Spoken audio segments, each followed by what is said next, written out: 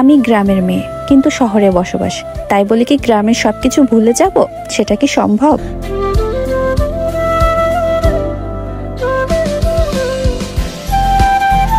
আসসালামু আলাইকুম, কেমন আছেন সবাই? আমার কথা আর কি বলবো, আলহামদুলিল্লাহ আমি খুবই ভালো আছি। কারণ আমি যখন গ্রামে থাকি তখন এমনিতেই আমার মন মেজাজ অনেক ভালো থাকে। যেহেতু মন ভালো, এই জন্য ভাবলাম আজকে ভিন্ন রকম কিছু করা যায়। আমাদের বাড়িতে একটা বিলম্ব গাছ আছে, তো সেখানে এত পরিমাণ ফল ধরেছে আর খাওয়ারও তেমন কোনো মানুষ নেই। তো ফলগুলো পড়ে অনেক নষ্ট হয়ে যাচ্ছিল, তো ভাবলাম এটাতে কিছু করা যায়। এজন্যই ভর দুপুরে গাছ থেকে ফল পাড়তে চলে এসেছি। আর এখন আবহাওয়ার কথা আর কি বলবো, যেমন রোদ তেমন গরমও পড়েছে, কিন্তু মনের যেহেতু শখ হয়েছে এই জন্য আর কিছু করার নেই। এই গরমের মধ্যেই সবকিছু করতে হবে আমাদের। আর আজকে এই বিলম্ব ফলগুলো দিয়ে আচার বানাবো, কারণ আমার আচার খুবই পছন্দ। বিশেষ করে আম এবং জলপাইয়ের আচারটা বেশি ভালো লাগে। আর আমার বাসায় ম্যাক্সিমাম সময় আচার থাকে, কারণ আমি ভাত দিয়ে আচার খেতে খুবই পছন্দ করি। এই বিলম্ব ফলের আচারটা কখনো খাওয়া হয়নি, তো ভাবলাম একটু বানিয়েই দেখি কেমন লাগে খেতে। আর এইদিকে আমার এক বোল বিলম্ব ফল পাড়া শেষ। এক একজন এক এক ভাবে আচার বানায়, যেহেতু বিলম্ব ফলের আচার আমি কখনো বানাই নাই, তো ভাবলাম আমের আচারটা যেভাবে বানিয়ে থাকি ওভাবেই বানাবো। আমাদের এখানে তো এই ফলকে বিলম্ব ফল বলা হয়, কিন্তু আপনার ওখানে কি বলা হয় অবশ্যই কিন্তু আমাকে জানাবেন কমেন্ট করে। তো আমি এখানে সব ফলগুলো একসাথে ভালোভাবে পানি দিয়ে ধুয়ে নিচ্ছি। ভালোভাবে ধুয়ে এখন পরিষ্কার একটা পাত্রে উঠাই নিচ্ছি। আমি জানি না এটা কেমন হবে, কিন্তু চেষ্টা করতে সমস্যা কোথায়। ফলগুলো ভালোভাবে ধোয়া শেষ।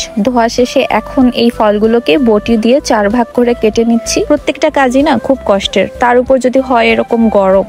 আমি তো গরমে একেবারে শেষ, কিন্তু কি আর করার, মন যেহেতু চেয়েছে এজন্য করতেই হবে। এখন এই কাটা ফলগুলোকে সামান্য পরিমাণ লবণ দিয়ে ভালোভাবে মাখিয়ে নিব। এখন এটা রোদে দিতে হবে। রোদে শুকানোর পরে যে এটা বাদ বাকি প্রসেসিং করতে হবে। এই জিনিসটাকে আমাদের এখানে তাবাল বলা হয়, কোথায় কি বলা হয় আমি জানি না, তবে এটা দিয়ে আমাদের এখানে ধান সেদ্ধ করা হয়ে থাকে। এরপর আমি আর আব্বু মিলে এটাকে রোদে শুকাতে দিই। এখন এই ফলটা ভালোভাবে শুকানোর জন্য অপেক্ষা করতে হবে। এরপর আমি চলে যাই আমাদের পুকুরে। আমার ছোট ছোট কিছু কাজিনরা মিলে এই কলা গাছ দিয়ে একটা ভেলা বানিয়েছে। ছোটবেলায় যখন দাদু বেঁচে ছিলেন তখন এই ভেলাগুলো সবসময় তিনি বানাতে। এখন আর তেমন কিছুই হয় না আমাদের বাড়িতে। পিচ্চি কাজিনরা এটা শখ করে বানিয়েছে। আমার দেখে খুবই ইচ্ছা হলো যে আমি একটু উঠি, অনেকদিন উঠি না আসলে। আস্তে আস্তে অনেক কিছুই কিন্তু আমাদের জীবন থেকে হারিয়ে যাচ্ছে। ছোটবেলায় অনেক কিছুই দেখতাম, অনেক কিছুই করতাম, কিন্তু এখনকার জেনারেশনের বাচ্চারা সেগুলো কিছুই করে না। প্রথমে উঠে তো একটু ভয় ভয়ই করছিল, কারণ আমি চিন্তা করছিলাম যে এটা আবার খুলে যায় কিনা, যেহেতু ছোটটা বানিয়েছে। কিন্তু না, মোটামুটি ভালোই মজবুত হয়েছে। এরপর আমি খুব ভালোভাবে বসে পড়ি, কারণ এই মুহূর্তটা আমি খুব ভালোভাবে এনজয় করতে চাচ্ছিলাম। এটাতে বসার পর মনে হচ্ছিল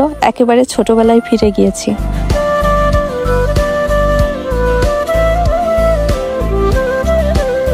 জীবনটা আসলে অনেক সুন্দর, আর সব থেকে বেশি সুন্দর ফেলে আসা দিনগুলো। আজকের দিনটাও আগামীকাল স্মৃতি হয়ে থাকবে। এই জন্য চেষ্টা করি আজকের দিনটা ভালোভাবে বাঁচার, ভালো থাকার। তাহলেই তো আজকের এই দিনটা আগামীকাল সুন্দর একটা স্মৃতি হয়ে থাকবে। আজকের মতো এই পর্যন্তই। দেখা হচ্ছে নেক্সট ভিডিওতে। ততক্ষণ সবাই ভালো থাকবেন, সুস্থ থাকবেন। আল্লাহ হাফেজ।